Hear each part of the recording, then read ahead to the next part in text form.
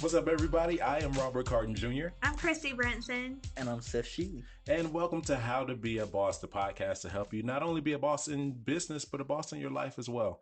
This episode, we're going to be talking about something that is very important, which is, having the right people in your life and on your team. But before we get to that, the first episode has been released and there have been some reactions. So I'll start off with this. Like, you guys have any thoughts about the first episode? Anybody say anything to you? Because I've had some comments made to me. Like what? Seth's grandmother said that she loved the episode. Shout out to Miss Aw. Debbie, my new step Hey, Miss grandmama. Debbie. I know she's probably listening. Hey, Grandma. And we've also received a few messages on Facebook. I wouldn't call them trolls, but I think they were just trying to get attention Okay. from, of course, we're running an ad about the podcast, and Yeah. The we title- love the trolls. yeah, the title, of course, is How to Be a Boss. And someone responded, I already was. I'm retired now. Oh. Okay. I'm not looking at that one as a troll. I think they just wanted a little bit of Yeah. attention. Well, hey, shout out to the person who said that. Yeah, like We you've have you stay mastered, with us. you've mastered being a boss in your Maybe we business can now. invite them I'm down as for a it. guest. I don't know where they live, later. but Okay. All then right. then we had another one that said, I just yell at them until they do what I want them to do. And I feel like that's not terrible the advice. right thing to do. That's That is terrible. that is some advice, ma'am or sir. It was a sir. Yes. No, It was a no, sir. sir. No, sir. You need to stick around and listen because that's not the way to make it happen. No, not at all. I've been here for a year and I've never heard Chrissy yell once. No. I don't even think I've ever heard you like raise your voice or anything. I don't have to.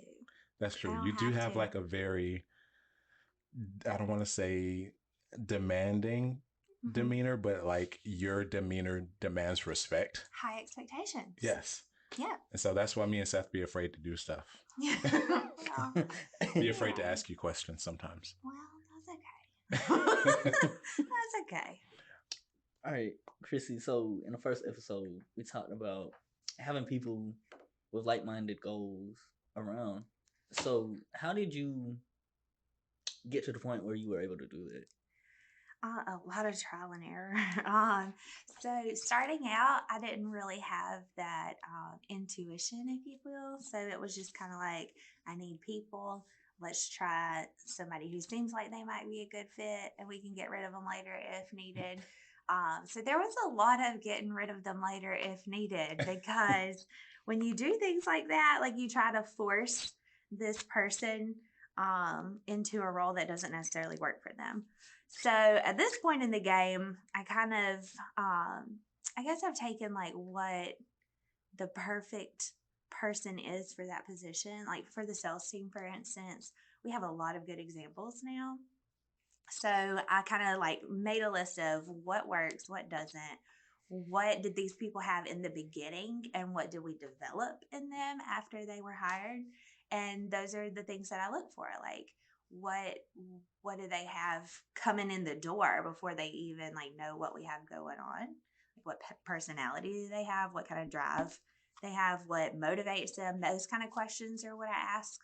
So at this point, I don't even hire for skill necessarily. I mean, aside from like you guys, y'all needed, some editing skills and like the basic stuff, but for positions like reception or the sales floor or like assistant position, stuff like that, really just I hire for personality and culture instead of skill, because those are the things that mesh well together and make the team work, and then the skill we just develop along the way. So it's like skill you can learn. Personality is something that you just have. Right. Yeah. And I think that over time, people's personality changes. So there's obviously like nobody's perfect coming in the door and nobody's perfect leaving either. So on that journey, like you go through these experiences with each other, and that, conflict that happens, or the thing that, may just rub people the wrong way, or whatever those interactions are, they kind of bring people closer on the other side, because those are things that we know are going to happen. So when they do happen, we try to mitigate. So like if two people have an issue, We get them away from everybody as quick as possible to talk it out. And that's another big thing, I think, is the communication. If people are scared of having conversations that are tough, then they're not going to mesh well on any team. Mhm. So I think that that's something that really a lot of people these days struggle with, because you can easily get behind a keyboard and say what you want to say and not have to face the consequences of it. So right out the gate, I like to make sure that everybody knows, hey, we're going to talk about it. We're going to talk about it in front of people if needed. We're not going to talk about each other behind our backs. Like, well, let's just get to the root of the problem, figure out what works as a solution, and move on. Because if you can't do that, you're going to have problems that fester in the team. Oh, absolutely. And I'm glad that you mentioned folks that like to get behind the keyboard, because folks do like to consume a little bit of keyboard courage and then talk slick, Yeah. but won't say it to your face. And look like nerds when you get in front of you. But can you think of any, and you don't have to say any names, can you think of any moments where like it was the defining moment where you realized this specific person, hey, this is not working out? Or Yes. and like how did you handle that? How do you handle those situations? So first and foremost, I never make rash decisions. So if something happens, I don't say anything out of anger ever. I walk away. I think about it for a minute, and I get my shit together so that I can handle the situation accordingly. There have been several instances where, it's an ongoing problem. Mhm. And unless somebody does something just terrible, I always like to confront them, have a meeting about it. This is what you're doing. This is what you should be doing. And this is why. So I feel like everybody knows what is good or bad. You know what I mean? Like, even if you're doing something wrong, it's wrong, right? But people like to push boundaries from the time that they're children. Like, that's just how human nature is. So I feel like by setting that clear boundary and saying, this is what's expected, and you have gone past the boundary, and this is why we're not going over there, because it's how it affects you and the team. Once I have that conversation, if it keeps happening, they got to go. Because those boundaries keep us, functioning well as a team, and we're all here for one reason and one reason only. Even though we do all like each other most of the time, we're here to make money. Like, everybody who gets employed here, they don't show up because they like us. They show up because they want to support themselves, support a family. They want to be able to live their best life once they leave here. And so that's what I'm here for too. As much as I love you guys, if you're not helping the big picture and helping everybody move forward, if you're getting in the way, then you got to go. So I think as far as defining moments, it's something that happens over time. And like I said, unless it's like hey, you have really messed up, like fraud or, doing something crazy. Like if you were to punch somebody in the face, obviously you got to go. So like being just, crazy. That's just no bueno. We ain't doing that. You've never had anybody punch anybody in the face, have you? No. Thank God, not here. No. I mean, prior to working here, like prior to opening up AAT, I worked in some environments that were a little crazy, and there was stuff that went on that like I would never tolerate here. So thank God I try to eliminate all that crazy stuff prior to hiring anybody. All right. So now that we've talked about like the negative impacts of having the wrong people, right? How does having the right people like around affect business? So when we put the right person in the right position, they thrive and they want to do well because they're winning. So I think that when you have a winning environment and you have somebody who's winning personally and, constantly having success or working towards these little goals that add up to a big picture, the business thrives. So instead of me from the top having to push people to get somewhere, they're pulling me. They're like, hey, we're ready to go. what are we doing next? Mhm. So I think that having multiple people rolling towards, the same direction, you go so much faster. Mhm. And it's not like one person is having to carry the weight. It's everybody working together to get to that success. I also think, when you have the right person on your team, like when they succeed, it makes everyone else around them want to succeed. Yeah. Like Yeah. it's like a motivator. Right. Yeah. When you're in a winning environment, when you got people around you who are winning, you want to win too. Mhm. And then the opposite of that holds true too. Like if you have people who are like, bleh, when they show up to work, it affects everybody. So you Mhm. want to make sure that not only do you put the right people in the right place, but you have to like encourage that throughout the day. So if everybody was winning, but we were quiet about it, then that wouldn't work. It would be harder. So combining those people with just like celebrating all the time, it just makes work fun and it makes everybody do what they're here to do. Oh yeah, it definitely makes work fun, and like even in my own personal life with my business, it's like being around y'all kind of it inspired me to raise my prices. Because you're worth more than that, Seth. You know your worth. So you also mentioned, we've talked about this before, but the fact that you don't treat, you don't look at the team as like a family. No. No, I do not. Can you like elaborate on that just a little bit more? Because I know there's some folks that's like, we're a team, we're a family, we have to Yeah. work together, but you kind of look at it differently. I do. I almost looked up and said that at one I day. do. Okay, so here's my thing. And no offense to any of my family who's listening to us right now, but most people's families are dysfunctional. I don't know about you guys, but my family's crazy. Like Oh yeah. the dynamic is counterproductive Mhm. sometimes, and that kind of conflict, while on the other side of that, sometimes people grow closer. That is not what I want in the business. I'm constantly, at odds with my sibling, or like, don't necessarily agree with what my mom says to do, like stuff like that. You don't want that vibe at work. We're a team. Like we have one goal, which is to show up and make sure that when we walk out the door, we can have whatever we want. So the family dynamic mixed into that just would not work at all.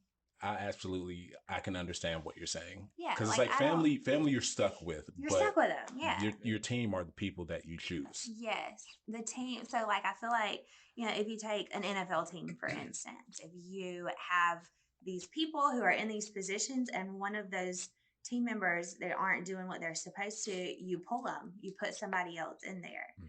A family, you're stuck with, you just have to make it work. And, a team, you're putting people who are the most efficient in each position to make sure that the team wins, and you can't necessarily do that with No. family. So I feel like those two things are not, they're not the same. Conflict just it halts production, and I think any business, you have to have momentum to keep going, and you build off of that momentum. So if you win on day one of the month, it's real easy to go into day two winning. But once you get on a losing streak, it's very easy to keep yourself there. And I think that any type of personal issue that goes on in the office, that it halts production immediately. It halts the momentum, and then you have to kick everybody back in high gear to get back up to that, and then it takes longer to get the job done. And then that's like I've noticed since I've been here, like we do a bunch of team building exercises, and that's where that comes into play. Yeah, I like to make sure that if there is something going on, because you are, like, everybody here is a human, we're not robots. So there's going to be things that we don't necessarily like about each other's personality, but we have to still be able to work together and get the job done. So I usually use team building either when we're all winning together and everybody's on the same page, just to kind of like, nail that in, or if there's something that I see start happening, let's nip it in the bud. Let's do something where basically I become the common enemy. You know, like nobody wants to be doing the thing. Maybe it's something weird or something like, where everybody's like, oh God, this again. But when I become the common enemy, everybody works together. Not just saying like I'm not cracking the whip just so anybody who's not working here is listening. Like I'm not doing weird stuff like that. But like just putting everybody together in an obstacle course or like separating everybody into teams and like blindfolding somebody and making the other person lead them or like doing, paper tower activities or something that just brings everybody together that is not directly work related, but still has all of the characteristics of work, like, making sure that you are thinking outside the box or being creative or leading the team or being a good follower, all those things. So that's where that comes into play. And I feel the need to clarify that I love my family. You're stuck on that. I was listening to you, but there was a part in the back of my mind that's like, I hope no one like misunderstood that. I love my family. It's just, and we love each other. We always will. It's just sometimes, cousins don't always get along, but we will always be there for each other. Robert felt bad about that. No, here's the way my mind was processing it was that, with family and things like that, like you can have moments where you disagree, right? Yeah, and you can argue and fight and all that stuff, but deep down there's still like a love there. There's a permanent connection no matter what. Yes. If you're in a work environment and you have a moment where it's like you don't get along with a person, like if me and Seth got into an argument, which we don't do, we fuss with each other, but that's different. Heated debate is the word. Debate. It's all I listen to it. It's debate. There are debates, but we still get along. Right. Yeah. But in those environments, like if there was a moment where we wouldn't get along, and I don't ever see that happening, but just in case, like that interrupts our productivity and production and creativity. And so I can absolutely understand, trying to be like the devil's advocate in those moments. Yeah. Because that negatively not just affects the business, but it affects everyone else on the team. Because I feel like eventually it gets to a point where people start choosing sides and they start hanging out more with one person than the other. And then there's a divide, and then there's more issues than there should have been at the beginning. Yes. And I think that, again, that clear communication is key here. And being able to just resolve conflict quickly. Because that is the worst. If two people are having an issue and then they start trying to get people on their side, because that's like what everybody does. That's high school drama. That's where it stems from. Like from the time we're young, that's what we want people to agree with us. We want to be right. And so we do that by just like bringing other people into the conflict that have nothing to do with it at all. And then they feel, like they can't be friends or can't talk to this one person because they're friends with you. And like that just literally divides the team to where you have two different entities happening and you can't work together doing that. So it not only makes people choose sides, but it also creates this weird vibe that like you're scared to talk to somebody or you're scared to keep that communication flowing with this opposite group or this person over here that has nothing to do with this crazy whatever. I mean, it's silly. It really is. And people who do that are broke. Seriously, especially here. True. Like if you come to work with this personal like thing going on that's your priority, especially on the sales floor, you're going home broke that day. You're not going to be able to have that kind of teamwork relationship that needs to happen with anybody. You will literally put that silly personal drama in the way of you making money, like willingly. You'll be like, I don't want to talk to this person, so I'm not going to sell their stuff or I'm not going to find them anything. And you put that in the way of your money, and that's crazy to me. Yeah, and I did enjoy like one of the recent team building activities that we did, playing Scrabble. Okay. But that's because it forced us to like have to work with each other. Yes. Like the way we did it was we put, well, not we, but Chrissy had Scrabble letters put on these gloves and we had to take pictures making words. And the only way you could really like get points is you had to team up with other people to make the words, because you would get random letters. I had E and T. Right. I can't make a word with E and T by Yeah. themselves. E.T. Yeah, well, that That's a doesn't count. name, That's Seth. that Shout doesn't out to count. VSU for that education. I'm just kidding. Speaking of, Seth just graduated this last weekend, so let's take a minute to congratulate Seth. Yay! Thank College y'all. graduate. The pictures of him walking across the stage will be on Facebook. Look them up. Yes, love that. Please don't. So we got on the topic of communication amongst the team. Mm-hmm. In terms of communication in the structure of the team, is there anyone that you look towards that's inspired the way you structure the team?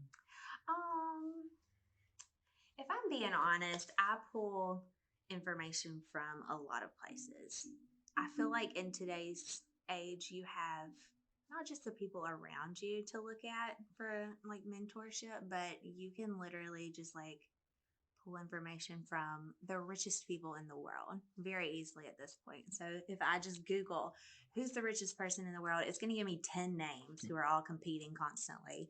And then I can just study what they do. So instead of saying like somebody in my personal life or somebody that I've met around here, I just look for what works for people. So if you study really successful business owners and really successful companies, they all kind of have a common denominator.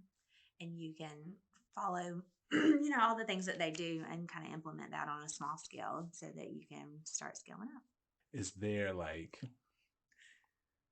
any person in particular that kind of stood out to you regarding that, or someone that you looked at and it's like, you know what, I kind of want to build my business kind of the way that they did? I wouldn't necessarily say one particular person. I think though that as far as a company is concerned, Amazon. Like I feel like Jeff Bezos had this great idea that he developed over time into, like, he was not small-minded about it one bit. He started off with like books and he's like, let's just sell books, and then never just closed his mind off to just books. I feel like it very quickly, in the big scheme of things, I mean, over time, it grew to something massive. Like people, they are making money as like suppliers and wholesalers and stuff on Amazon at this point, which in turn makes him money. So he grew this thing from like, hey, I'm going to sell books to like, anybody can sell anything in the entire world and we'll get it there in 2 days. So like that kind of mentality, just thinking big and being able to put different groups of people on different things and be open-minded to like, hey, let's try this, and if it doesn't work, we can just try something different. That kind of mentality is really how I like to operate and how I like for everybody on the team to operate, because there's not going to be necessarily one thing that's going to work over the course of time forever without having to adapt or having to change into something else. And if we don't limit ourselves as individuals in the team, then the team will never be limited. I will say Jeff Bezos has made Amazon almost feels like a necessity at this point. Yeah, I didn't know he started with just books. That was just new information to me. Yeah, study him. He's fantastic entrepreneur, just amazing. I need them to fix Amazon Prime Video, but that's a whole different conversation. Yeah. I don't like about the to rant interface. about his issues with Amazon Prime. Yeah. I just don't like the interface of Prime Video, but that's different. But Amazon almost feels like a necessity. They don't, because they get my money every month. If you quit them, everybody else will still be there. Yeah. And I think that also like that kind of mentality as you grow. I know this is not necessarily team related, but I guess it kind of is, because the sales team has to remember like no one customer should make or break you ever. Mm-hmm. So by opening the door up to all these other avenues that they're making income, you as a customer, while you feel important to you, and obviously if they're messing up like something big, they're gonna see the repercussions of that. But like if you were to just say, I'm anti-Amazon right now, it would not even be on their radar. No. And I think that the sales team here, over time they start to realize like no one client is that big of a deal where we have to bend the rules or bend the protocol. So being able to just have that mindset where I'm going to keep going no matter what is a big thing on our team. I think there's a few, well, I would say all of our team members kind of carry that. Like, I see that in the morning meeting, even when they don't have the best days. Like, there's just Yes. something in them that's like, you know what?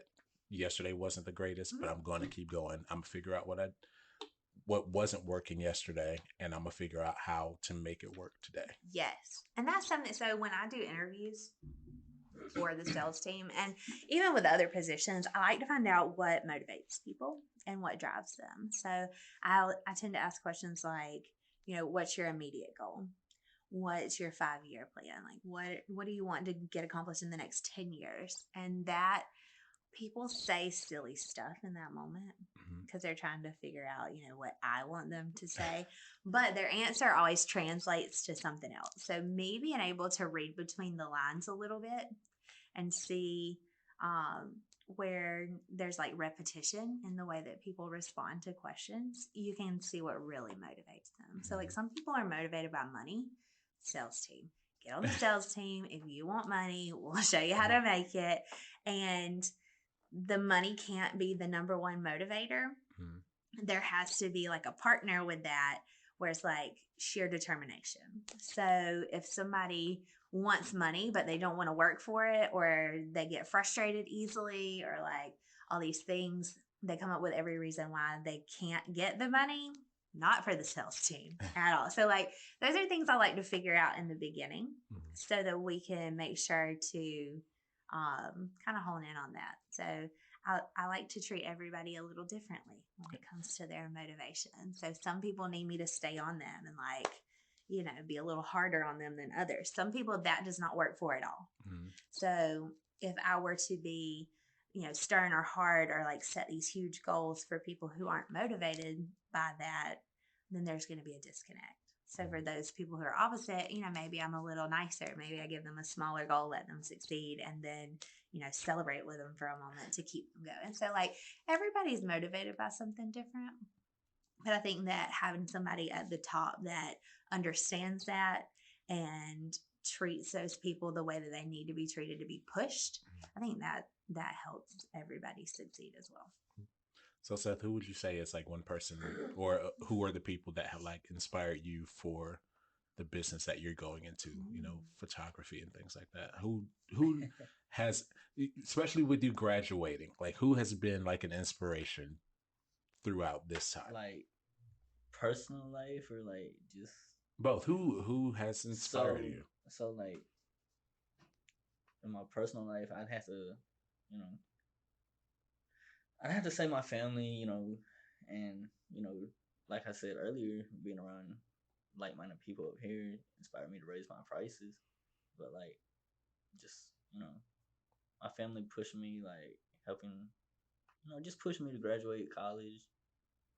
Well, I feel like I worded that bad. Just being a backbone and being there like while I was going through like tough times, and coming out on top, graduating college. But like being around everyone up here, being around people that like have like-minded goals, that inspired me to raise my prices. And then like outside of my personal life, I think someone that I look up to when it comes to like directing videos would probably be Cole Bennett.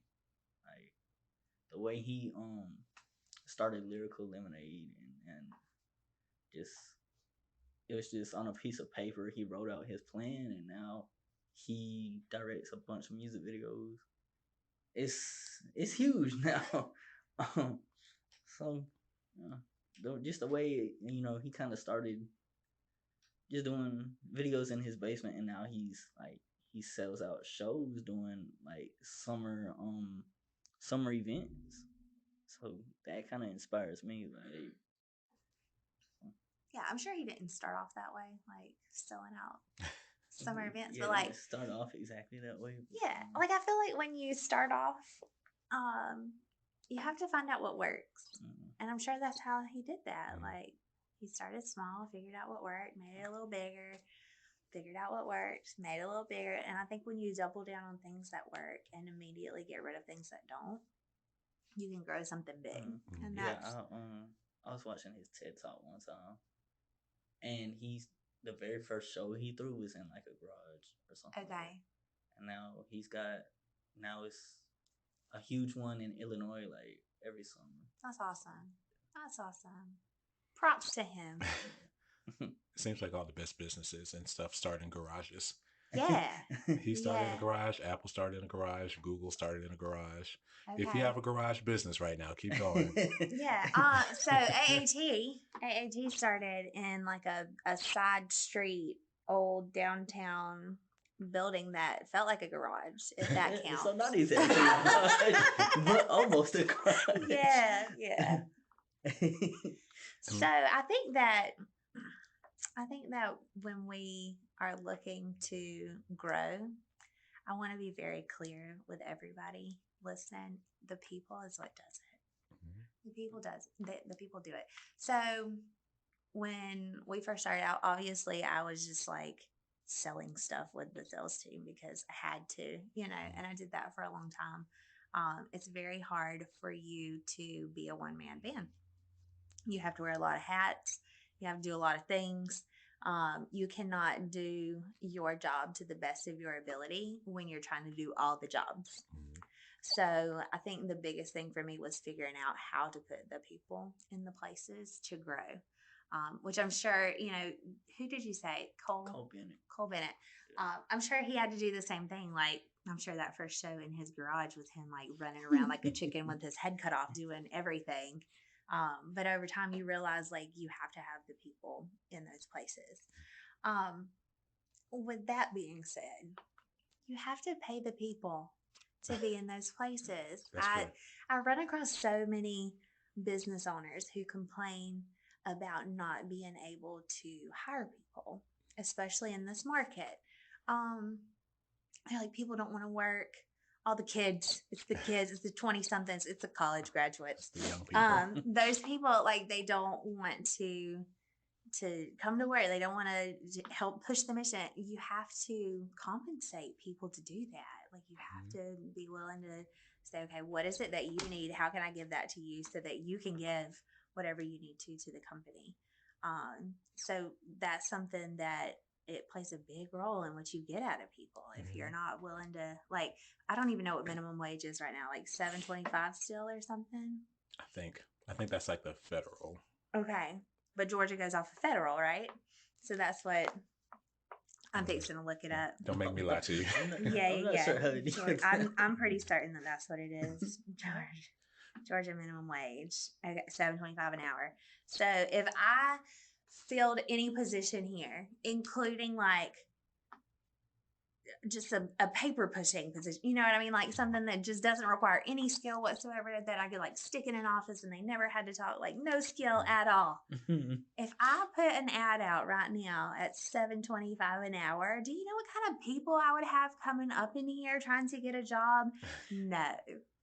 Absolutely not. So, like, you cannot expect somebody to jump on board and go really hard for your goals and your purpose and the business's, like, mission when you're paying them less than somebody at McDonald's or Wendy's makes. Like, you're going to get that type of person. I don't know about you guys, but when I go to fast food places, those people seem really miserable. Right? Like they don't want to be there and they make sure you know it. I don't want people like that representing my company. I will say that, as much as I love everybody here with all of my heart, and I really do, I would not be coming here for $7.25 an hour. No, I wouldn't expect you to. I wouldn't expect you to. That literally is the equivalent of what? An 8-hour day? That's less than $60? $60 a day? No. I wouldn't wake up for that. No, that would fill my gas tank up for like a week and a half. That's what a kid who is in high school, who has an after school job, who has somebody supporting them, who needs some side money, that is what minimum wage is for. So for everybody working in a position that a high school student could do, and you're in that position trying to feed your family, get a better job. All right, first off, So I'm not knocking anybody who has a minimum wage job in their corporation, but treat that position accordingly. So if that position cannot be done by a high school student working after school, if that's what that position is for, great. And if you are in a position that a high school student could do and you want to be paid more, get some skills. So I think that as long as you're compensating people for what you actually have them doing, you can find the right person for that job. So like a job that a high school student gets after school, making $7, $8, $9, $10 an hour, they're excited. Mhm. You know, they don't need nothing but a little gas money and some snack money, and you know, they don't need that much. But somebody trying to feed a family, you don't put people like that in those kind of positions. And as a business owner, I take responsibility for that. I think people have to remember that when it comes to jobs and pay, like what you offer is a direct reflection of the type of person that you're going to get. Yes. You offer $7.25 an hour, you're going to get that person that's worth $7.25 an hour. Yes. Yes. Or $6, because people get jobs, they go up, you know what I mean? So like somebody who's worth $5 or $6 an hour is going to go for an $8 an hour job. If you're worth $15 an hour, you're going to go for a $20 per hour job because you want to progress. So you're definitely going to get people that you have to develop into a minimum wage job. And you know, I want to make sure everybody who's here, like I want them to not necessarily be money focused when they come to do their job. Like even the sales team, if they start focusing on the money that they're making off of what it is that they're doing, they start not putting deals together.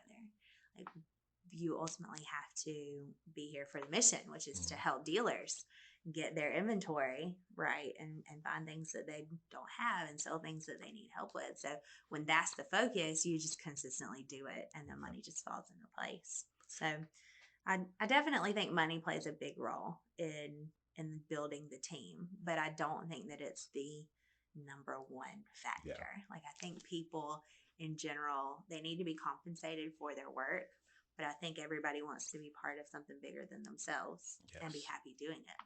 So you got to give both. Yes, and I think we have a great team. Thanks. I do too. I love everybody who works here. I think we got a great team too. Yeah. So let's wrap up this episode. So my main takeaway from it is just make sure that, you know, you get someone that not only has work ethic, but also can, you know, that carries themselves well and also is willing to work. Yeah. Willing to work and willing to like make things work with other people, even in moments where you might not get along with them. Yeah. And be willing to work through those types of situations and not hire anybody crazy. If you want someone that's, you know, worth their merit, pay them what they're worth. Right. And, you know, we're not a family, we're a team. We are. We're a team. Definitely. And I think that like you have to, I don't know. I guess my biggest takeaway from all of this is put the right people in the right places and you'll succeed. So get a clear vision of what you expect from that person in that position and what the optimal person looks like, and then go hire somebody who's close to that so you can develop them into what you need them to be. And before we close, one more time, shout out to Seth for graduating from Yay! VSU with a bachelor's, BFA, Bachelor of Fine Arts. BFA. BFA. I will get that. BFA. You were there. You earned that. I will get it right at BFA. You got credentials now, Seth. Got my I love BFA. that. With that 3-hour graduation at 7:00 at night. It's only 2 hours. It's still too long for 7:00 at night. Shout out to VSU Yeah. for making that happen Hey, for Seth. I heard the fireworks show was seen great. The fireworks. Oh. You should have got out the car. fancy. Robert didn't get out the car. There's a story behind that, but at that point, I was going to the restaurant to fulfill your reservation, sir. Thank you. I was helping you out. You're welcome. But anyway, be sure to follow us on all of our social media channels, Facebook, Instagram. I was about to say Twitter, but we are not on Twitter. That is a dumpster fire right Nobody now. should be on Twitter. You don't But like yeah. Twitter? No, follow us on I love Instagram, Twitter. Facebook, TikTok. All of those are advanced auto transfers. And also, you look us up on YouTube. We host a show. I host a show called This Is the Deal. And I'm talking about the latest and greatest in the automobile industry. We have a lot going on, and we have even more coming up. So Yeah. also visit us at www.autotransfers.com if you are a dealer and you need inventory, we got you. We got it. Once again, I am Robert Carden Jr. I'm Christy Brinson. And I'm Seth Sheely. Thank you guys so much for listening. Check us out next week. I was about to say, this is the It's not this is not the deal. This is how to and be a this boss. is how to be a boss.